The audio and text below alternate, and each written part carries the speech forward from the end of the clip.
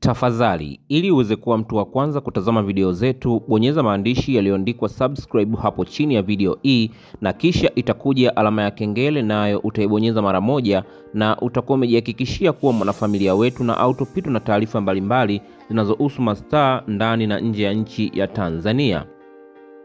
Miongoni mwa vitu ambavyo vimekuwa vikizungumzwa kwa sasa katika mitandao ya kijamii, lakini pia katika burudani au kuhusiana na tasnia nzima ya muziki Bongo Flava, ni kuhusiana na malalamiko ambayo aliweza kuyaandika Ibra, ambaye tunafahamu ni msanii wa kwanza kusainiwa katika record label ya Konde Gang ambayo inamilikiwa na mtu mzima Harmonize. Ibra ameweza kuandika ujumbe mrefu na kudai kwamba anahitaji kutoka ndani ya record label hiyo kwa ajili ya kwenda kujitegemea, lakini mara baada ya kuhitaji kuondoka katika record label ya Konde Gang, kumeweza kuwa na ugumu ambapo Harmonize anahitaji kiasi cha shilingi bilioni 1 kwa ajili ya kuweza kumwachia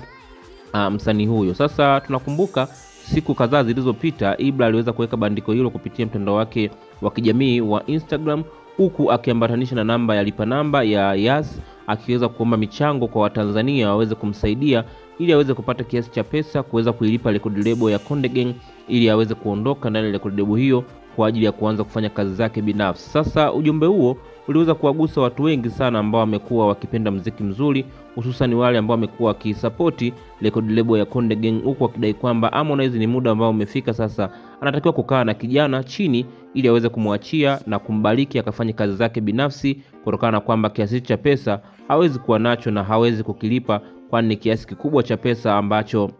record label ya Konde Gang inakihitaji. Sasa hatimaye swala hili limeweza kufika kwa mtu mzima Diamond Platnumz, ambapo ameweza kuguswa na kuumizwa na swala la Ibra ambalo aliweza kuliandika kupitia mitandao ya kijamii na kuamua kutangaza rasmi kumlipia kiasi hicho cha pesa cha shilingi bilioni 1 kwenda kwa uongozi wa record label hiyo ambayo alikuwa akifanya nayo kazi inayofahamika kwa jina la Konde Gang, na kudai kwamba yuko tayari kulipa kiasi hicho cha pesa, lakini anahitaji Ibra aweze kuwa huru na kufanya kazi zake, kwani ni moja kati ya wasanii wakubwa ambao anaamini wakiweza kupewa nafasi wataweza kufanya vizuri zaidi. Sasa kupitia kauli hiyo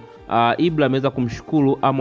kumshukuru Diamond Platnumz na kusema kwamba hakuamini kwamba Diamond Platnumz angeweza kufanya kitendo kama hicho, kwani ni moja kati ya wasanii ambao alikuwa amemezeshwa chuki nao na alikuwa anamchukia bila kufahamu yeye kwamba ni msanii wa namna gani. Sasa hili limeweza kumgusa na kudai kwamba anashukuru sana kwa kile ambacho kimetokea, na anaamini